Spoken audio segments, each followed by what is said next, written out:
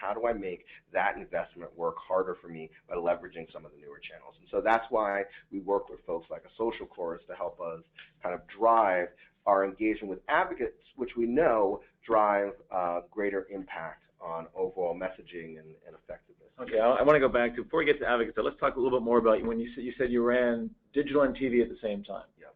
And TV was performed twice as effective. Yep. When you say ran at the same time, what do you mean? Can you give us an example of what that is? So I will have better numbers very shortly, sure.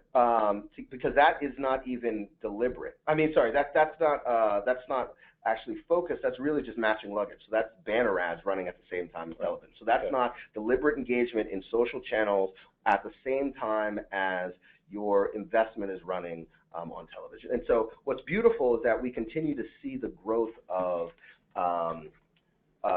of that behavior in consumers. So consumers more and more are participating in conversation during the time that they're watching program. Right? And so how do we, whether it's what we did with Super Bowl, whether it's what we did with the Olympics, whether it's running in primetime shows, the other thing we know is that 20% of all social conversation around television is generated by new and live events. So how do you become very focused on new shows that air and live events that you can participate in, and how does that shape your buying and your overall investment strategy in general? Let's go to the back of that slide about, so you're a big believer in mobile and social. You're advising brands to shift time and attention and money there. Let's go through this. I think it's important. So sure, of course. Why it's working for the different audiences.